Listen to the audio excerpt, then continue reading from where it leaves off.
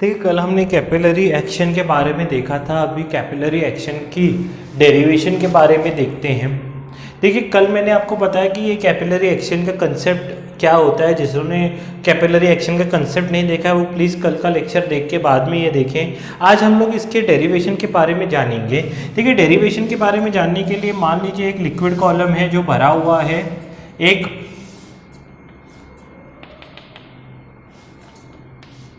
Capillary tube के साथ। समझ में आ रहा है? ये भरा हुआ है कैपिलरी ट्यूब के साथ। इसका जो ये मिनिस्कस है ये ऐसा है, ठीक है। कैपिलरी एक्शन होता क्यों है मैंने आपको कल बताया था। मान लीजिए इसको ए मानते हैं, इसको बी मानते हैं, इसको सी मानते हैं। अगर आपने कल का लेक्चर देखा होगा तो क्योंकि ये प्लेन सरफेस है, प्रेशर ऑफ ए और बी क्या होगा? सेम होगा। ए और डी का भी प्रेशर सेम होगा क्योंकि दोनों एयर में है, एटमॉस्फेयर में है। तो पी ऑफ ए कल हमने देखा था P of B equal to P of D होगा। इन तीनों का प्रेशर सेम होगा। समझ में आ रहा है? अच्छा, पर पी ऑफ डी और पी ऑफ सी को देखें तो प्रेशर है डी कॉनकेव साइड है, तो प्रेशर है डी, ये कल पूरा डिटेल में मैंने समझाया आपको, सी से ज्यादा होगा। ये बात हमने कल डिस्कस की थी। तो प्रेशर है डी ज्यादा होगा तो ये एक्स्ट्रा प्रेशर के कारण बी से लेकर सी तक ये जब तक ये एक्स्ट्रा प्रेशर है, डी क्या है? प्रेशर ज्यादा है सी से। अगर डी ज्यादा है यानी ए ज्यादा है, ए ज्यादा है यानी बी ज्यादा है। प्रेशर एट बी ज्यादा है, प्रेशर एट बी ज्यादा होगा तो ये लिक्विड अंदर चलने लगेगा। ये कल हमने डिस्कस किया था। ये लिक्विड कब क्यों चल रहा है अंदर? क्योंकि प्रेशर एट बी सी से ज्यादा है। ये हमने कल डिस्कस किया था। और जब तक ये प्रेशर ज्यादा है, जब तक ये प्रेशर ज्यादा होगा बी, तब तक ये ऊपर चढ़ेगा, जब दोनों इक्वल हो जाएंगे तो क्या हो जाएगा? यहां से यहां पानी जाना बंद हो जाएगा और ये जो राइज है,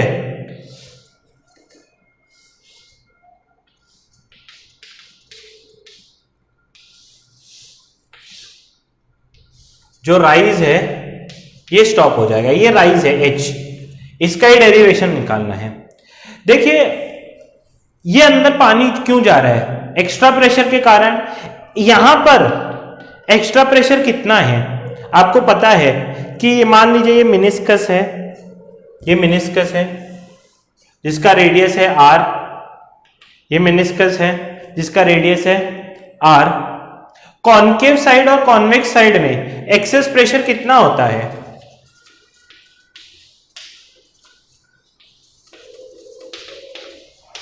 टू टी बाय आर, जहां आर है रेडियस ऑफ सरफेस, इसका रेडियस है।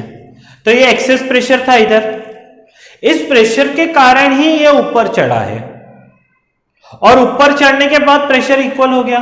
तो ये जो ऊपर चढ़ा ये पानी का प्रेशर कितना होगा? जितना एक्स्ट्रा प्रेशर है। तो ये कितना प्रेशर होता है? अगर हाइट एच है तो ये होगा रो जी एच, आपने पढ़ा है। पानी के कारण ये प्रेशर कितना होगा? रो जी एच। और इसी प्रेशर के कारण ये ऊपर चढ़ा है और वो एक्स्ट्रा प्रेशर कितना था? 2T बाय आर, यानी दोनों ये इक्वल होंगे। तो H क्या होगा? H होगा simply 2T bye are rho जी, जहां आर है रेडियस ऑफ सरफेस। पर रेडियस ऑफ सरफेस तो मुझे पता नहीं होगा। मुझे क्या पता होगा? मुझे पता होगा रेडियस ऑफ ट्यूब। ये रेडियस ऑफ सरफेस है ऐसा, पर मुझे तो पता होगा रेडियस ऑफ ट्यूब। ये रेडियस ऑफ ट्यूब कितनी है? ये आर, ये है radius of tube small R. और रेडियस ऑफ सरफेस क्या है इसका? देखिए ये पूरा ऐसा गोला बनेगा ना ऐसा ऊपर, तो इसका जो रेडियस होगा ये क्या है? एक सेक्टर की तरह है ना, उसका रेडियस सेंटर से जोड़ेंगे तो ये होगा आर। ये है आर रेडियस ऑफ सरफेस। और ये स्मॉल आर क्या है? रेडियस ऑफ ट्यूब, क्योंकि मुझे रेडियस ऑफ ट्यूब पता होगा। देखिए आपको पता होगा कि ये जो अगर टेंजेंट ड्रॉ करूं, ये सरफेस है, ये टेंजेंट ड्रॉ करूं तो ये एंगल ऑफ कांटेक्ट है थीटा, जिसके बारे में हमने कल देखा था। अगर ये थीटा है तो ये कितना होगा 90 माइनस थीटा। अगर ये 90 माइनस थीटा है तो आपको पता होगा कि ये थीटा होगा। अगर मैं ये जोड़ दूं परपेंडिकुलर, ये थीटा, ये 90 माइनस थीटा, ये थीटा, दो ही एंगल होते हैं फिजिक्स में, एक थीटा एक 90 minus theta. Got my point. तो एक ट्राइंगल मिलेगा मुझे ऐसा, जिसमें ये एंगल है थीटा, ये है स्मॉल आर, ये है कैपिटल आर। तो अगर आप ध्यान देंगे तो कॉस थीटा क्या है, एडजेसेंट अपॉन हाइपोटेन्यूस। तो कैपिटल आर तो मेरे पास है, स्मॉल आर हमको चाहिए, तो कैपिटल आर की वैल्यू है small R upon cos theta. समझ में आया? तो यहां आप सब्स्टिट्यूट करो 2t अपॉन कैपिटल आर की जगह r upon cos theta rho g, तो ये ऊपर आ जाएगा। तो 2t cos theta upon rho are g. समझा? ये होता है हाइट। बहुत ही इंपॉर्टेंट क्वेश्चन है। डेरिवेशन ऑफ राइज क्या है, h equal to 2t cos theta. कैसे निकाला? ये ऊपर चढ़ता क्यों है, एक्सेस प्रेशर की तरह कारण। तो एक्सेस प्रेशर है कितना, 2t अपॉन कैपिटल आर, जहां आर होता है रेडियस ऑफ, आपने देखा है ना एक्सेस प्रेशर का, 2t बबल का और ड्रॉप का देखा ना आपने, 2t बाय आर होता है और 2t बाय आर होता है। तो फिर ये एक्सेस प्रेशर है कितना, ये पानी के ऊपर चढ़ता है तो वो रो एच जी होना चाहिए एक्सेस प्रेशर। पानी ऊपर चढ़ने, पानी का है रो एच जी और वो दोनों इक्वल होने चाहिए, तो ही तो ये फ्लो स्टॉप हो जाएगा, इजंट इट। तो उससे मैंने क्या किया, h equal to 2t upon r rho g निकाला। ये कैपिटल आर तो रेडियस ऑफ मिनिस्कस है, पर स्मॉल आर यानी रेडियस ऑफ ट्यूब पता हो जाएगा मुझे, मिनिस्कस का तो रेडियस पता नहीं है। तो वो मैंने क्या किया, इस ट्राइंगल से निकाल के सब्स्टिट्यूट किया है। तो ये एक डेरिवेशन है height rise in capillary tube, जो कि है 2t upon rho R G. आप स्क्रीन पॉज करके लिख सकते हैं।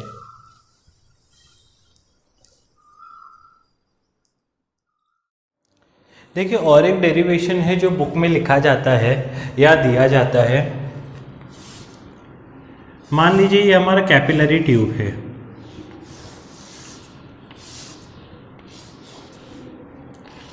मान लीजिए ये इनिशियल लेवल था और ये पानी ऊपर चढ़ गया,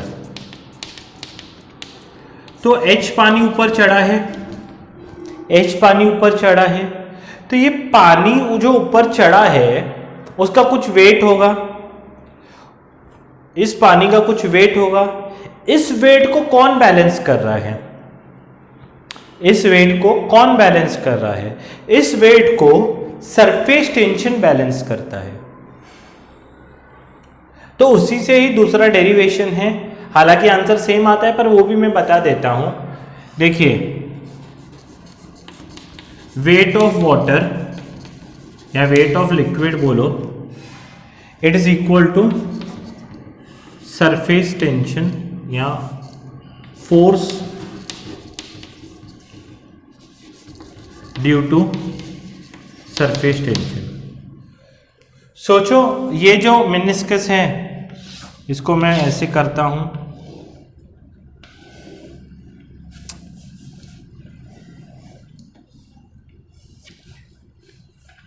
ये टेंजेंट, ये एंगल ऑफ कांटेक्ट है, तो सरफेस टेंशन कहां लगेगा, इनसाइड द सरफेस, इसलिए तो ऊपर खींचे आ रहा है। ये सरफेस टेंशन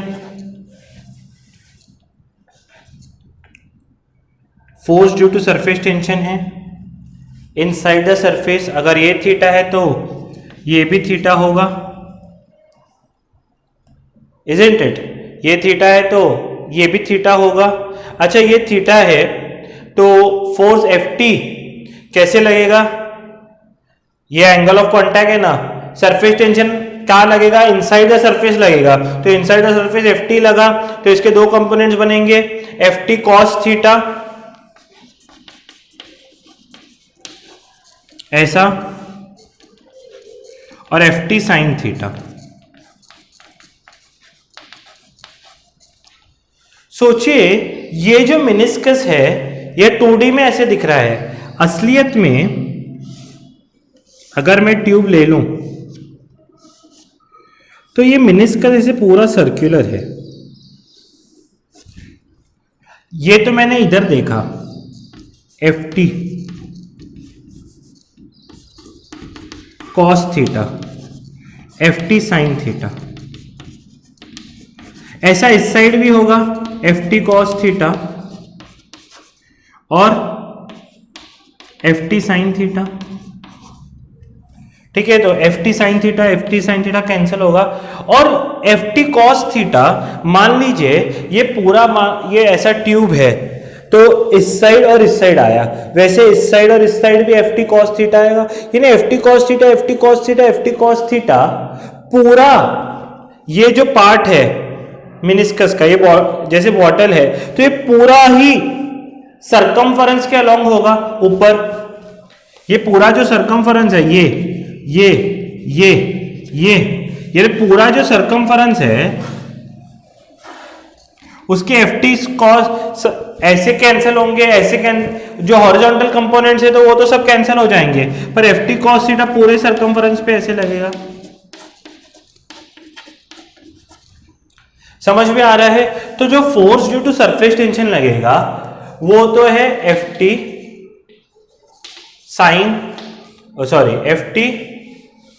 साइन थीटा तो कैंसिल हो रहा है ना, FT cos थीटा। अच्छा, वेट ऑफ वाटर सोचिए, वेट क्या होगा? Mass into acceleration due to gravity equal to FT cos theta, force due to surface tension into cos theta. अच्छा, मास क्या होता है? Density into volume into g. अच्छा, surface tension force, surface tension क्या होता है? Force upon length. तो force क्या होगा? Surface tension into length. यहां पर लेंथ क्या है, कितनी है, कितने लेंथ पे लग रहा है? सरकमफरेंस पे लग रहा है पूरे ट्यूब के, तो ये होगा T इंटू 2πr। तो यहां पर लिखूंगा T इंटू 2πr। समझा? ये force due to surface tension क्या होता है? Surface tension into length. Length कितना है? पूरा मिनिस्कस का। अच्छा, ये वेट किसका है? Weight of water that is rising, जो राइज हुआ है। तो डेंसिटी तो कांस्टेंट रहती है। वॉल्यूम क्या होगा? वॉल्यूम ये सिलेंडर है तो ये लिखा जाएगा pi r square h into g equal to T into 2πr cos theta. समझ में आया? ये वॉल्यूम है पाई r स्क्वायर h, तो ये पाई ने पाई को मार दिया, एक r ने एक r को मार दिया, तो h क्या होगा? देखो h इधर क्या बचा? 2t cos थीटा बचा, और ये rho are g as it is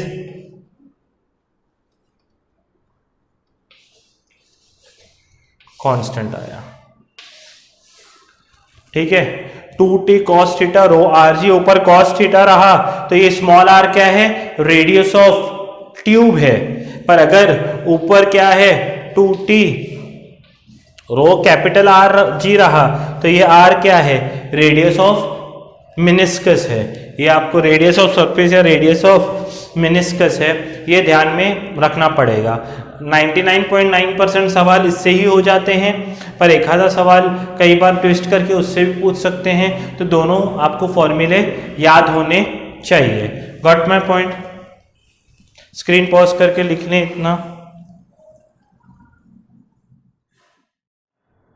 देखिए h equal to 2t cos theta upon rho are g, ये फॉर्मूला अभी अभी हमने डिराइव किया है, बहुत ही अच्छी तरह से आपने साथ दिया, फॉर्मूला डिराइव हो गया। फॉर्मूला डिराइव करने के बाद h equal to 2t cos theta rho are g में देखिए राइज होता है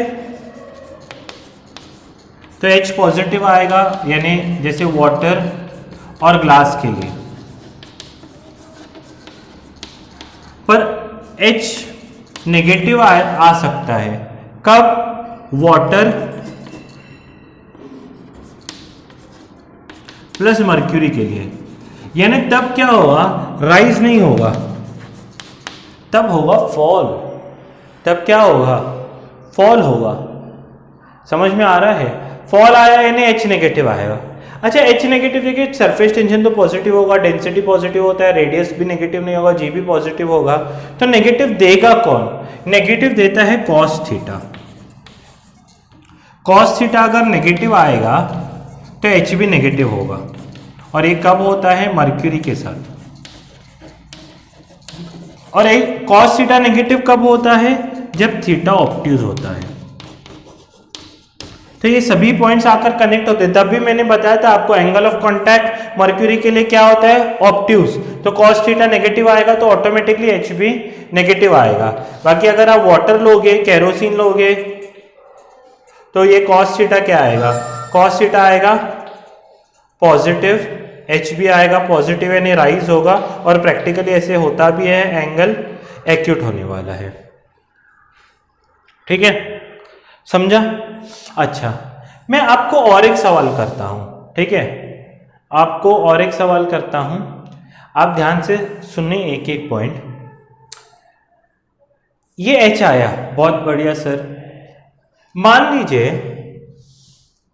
एक बच्चे ने पूछा मेरे से कि सर मान लीजिए मेरा H था जो कैलकुलेशन से आया, वो था मान लीजिए 15 सेंटीमीटर, बाय राइज 15 सेंटीमीटर आएगा। मैंने बोला ठीक है आएगा, तेरा आया है तो आया होगा। उसने बोला सर अगर मैं जो ये ऊपर ट्यूब रखा है वो मैं रखूं ही 10 सेंटीमीटर, यानी जो मेरा कैलकुलेशन H आया है, H मेरे को चाहिए 15, आप सवाल समझिए, और मैंने जो पानी के ऊपर ट्यूब रखा है, अगर मान लीजिए वो 20 होता, सोचिए 20 होता तो 15 तक चढ़ जाता, प्रॉब्लम ही नहीं है, बरोबर है। पर मैंने ऊपर जो रखा है पानी के, उसने बोला 10 सेंटीमीटर, तब क्या होगा? If height of tube is less than, means height of tube above the level लिखना चाहिए, above level is less than rise in capillary, फिर क्या होगा? क्या वाटर ओवरफ्लो हो जाएगा? क्या वाटर स्पिल होगा? Water spill out? आंसर है नहीं। फिर सर क्या होगा? वाटर स्पिल आउट नहीं होता है, ठीक है। आपको लगा ऐसे उड़ के ऐसे फाउंटेन बनेगा, नहीं, water will not spill out. देखिए तब ये फॉर्मूला काम नहीं करता है, तब काम करता है H equal to 2T rho are g, radius of meniscus, ठीक है। मान लीजिए कि ये अगर क्या है, हाइट उतनी नहीं है, क्योंकि क्या है इसके ऊपर तो ग्लास है ही नहीं ना, सरफेस टेंशन काम क्यों कर रहा है? क्योंकि इंटरैक्शन फोर्स है। मान लीजिए यहां तक आकर भर गया, वो यहां तक मेनिस्कस तक, उसके ऊपर तो इसको खींचने के लिए कोई है ही नहीं, तो ऊपर नहीं आएगा। मान लीजिए पहले मेनिस्कस ऐसा था, ठीक है, अभी क्या होगा, मेनिस्कस अपनी रेडियस बढ़ाएगा, रेडियस बढ़ा तो H ऑटोमेटिकली कम होगा ना। आपने कई बार देखा होगा स्ट्रॉ के ऊपर बबल्स बनते हैं, जहां पर स्ट्रॉ एंड होता है वहां पर बबल्स बनते हैं। आपने लेवल कई बार देखी होगी, जब भी पानी एकदम पूरा भर जाता है तो ऐसे मेनिस्कस उसका रेडियस बढ़ा हुआ रहता है, ठीक है। अगर नहीं देखा तो क्या होता है, अगर height of tube above the level is less than rise in capillary, surface of meniscus adjust and radius increases. वो आप आपस में एडजस्ट करके रेडियस इंक्रीज करके क्या कर देते हैं, काम को बना देते हैं। बाकी वाटर स्पिल आउट नहीं होता है। बहुत ही बढ़िया सवाल है। देखिए एक्चुअली तो जो H आया है वो ये आया था, हमको R पता नहीं था, इसलिए हमने उसको एडजस्ट किया है ताकि हम स्मॉल r निकाल सके। ओके, तो वो है, बहुत ही शानदार पॉइंट बताया मैंने। तो स्क्रीन पॉज करके लिख लें।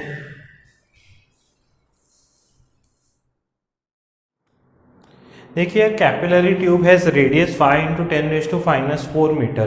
तो रेडियस 5 × 10⁻⁻⁴ मीटर है। इज फिल्ड विद मर्क्यूरी, यहाँ पर सम है। द लेवल फॉल्स बाय, यानी H जो है वो -8 × 10⁻⁻⁴ फॉल है, इसलिए माइनस लेना है। सरफेस टेंशन दिया है T 0.465, डेंसिटी दिया है 13.6 × 10⁻³ G दिया है 9.8। ठीक है, थीटा फाइंड करना है। थीटा है एंगल ऑफ कांटेक्ट। तो देखिए H इक्वल टू कितना होगा, 2t cos थीटा रो r g, ये होता है। तो एंगल ऑफ कांटेक्ट फाइंड करना है, तो cos थीटा हो जाएगा h into rho into r into g upon 2t। तो सब वैल्यूज आप सब्स्टिट्यूट करो। यहाँ पर -8 × 10⁻³ है, उसके बाद रो 13.6 है, r जो है 5 × 10⁻⁴ है, g है 9.8 अपॉन 0.465 × 2। तो ये आप पूरा सॉल्व करोगे तो आपको cos थीटा आ जाएगा -0.57 लगभग।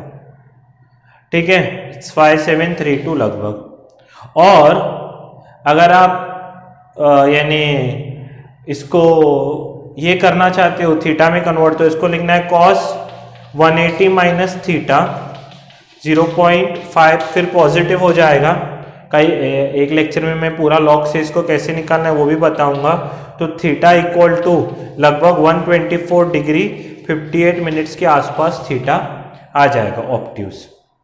ठीक है, इसमें और एक सम पूछा जाता है। देखिए ये तो ठीक है, सम मैंने आपको कुछ नहीं, पूरा फॉर्मूला है, सब्स्टिट्यूट करके फाइंड करना है। मान लीजिए कि मैंने बोला आपको, हमने एक क्या लिया हुआ है, कैपिलरी ट्यूब लिया है जिसका रेडियस था मान लीजिए 0.1 सेंटीमीटर, 0.1 सेंटीमीटर यानी 1 mm जो भी है, 0.1 सेंटीमीटर। तब मेरा हाइट आया था, राइज आया था 10 सेंटीमीटर। कितना आया था राइज सेंट। मैंने सब कुछ सेम रखा, यानी जो लिक्विड था सब सेम रखा। पर अभी जो मैं ट्यूब ले रहा हूं उसका रेडियस मान लीजिए 0.05 सेंटीमीटर है। अभी राइज कितना होगा,